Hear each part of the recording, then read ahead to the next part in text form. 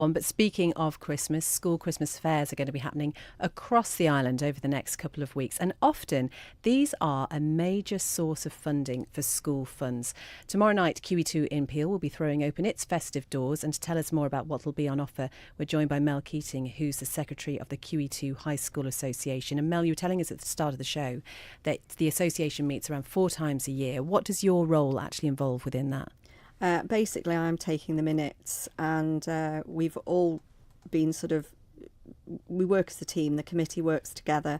We normally would have a chairperson who would lead our meetings. We've actually been without a chairperson for the last year, but I'm happy to say we've recently appointed a new chairperson, and that's a Peel resident, Mr. Simon Barron, who is a business consultant and also a published author. He has a 1-year-old daughter who we hope may attend the school in the future. But it is just a registered Isle of Man charity. The beneficiaries happen to be the pupils of QE2 High School, but you don't necessarily have to have a connection to QE2 High School to be involved with a charity or to attend their events.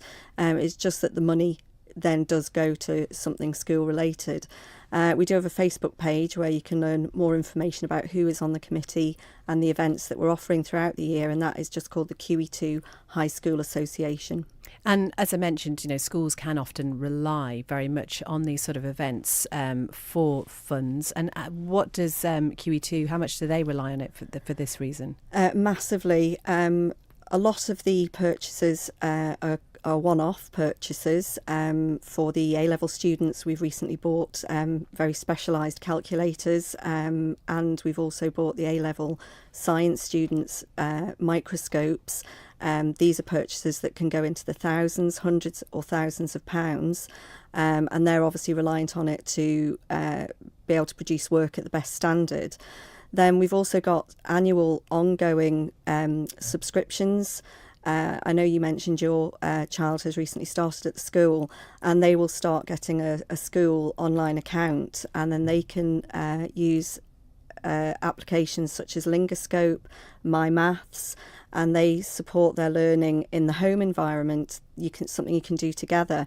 Obviously, these apps have an annual subscription, so the charity covers the cost of that, so it can be offered year on year. When it comes to things like the Christmas fair, then, how much involvement do the students actually have in it? Each year this fair has got bigger and bigger, and the students seem to embrace it, and they run stalls. Some of the older students actually have products. Some of the students perhaps that are involved with junior achievement are selling their wares at the fair, and some, just like the younger children, tend to do things like games, entertainment, so that when the families come, there is something for everybody. While mum's off browsing the gifts or the refreshments, the children can be occupied and amused also. Yeah, got me nailed there, I think. It's on tomorrow then from 6 p.m. to 9 p.m. I understand a certain man will be in his grotto. That's right. The Santa at QE2 will be in his grotto, and you have to. His grotto is in Narnia.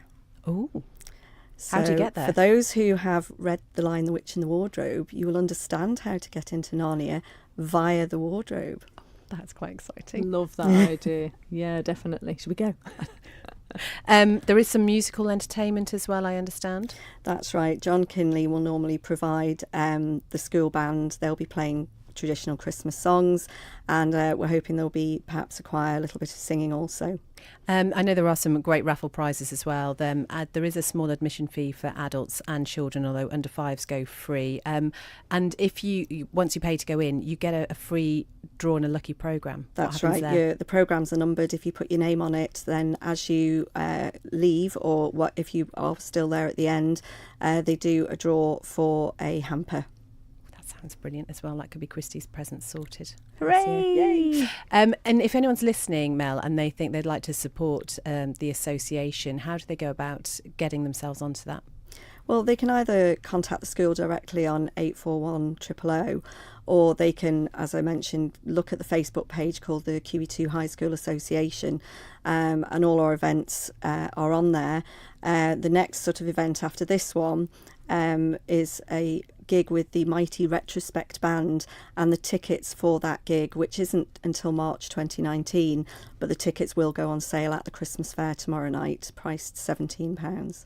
And you've got 2 boys at the school, so presumably that's where your link with the association came in. Was that something that you decided you wanted to do, to be more involved in their school lives? That's right. My children went to Foxdale Primary School, and whilst I was always happy to help the committee there that were doing the fundraising, I never actually joined that committee myself. So when the boys went up to QE2, I felt, okay, it's time to step up and actually get involved. And at the time, I did actually know the former chairperson, so they asked would I be prepared to minute the meetings, and I think I'll be here for some time now. And in terms of commitment, though, you find that's a reasonable thing to do?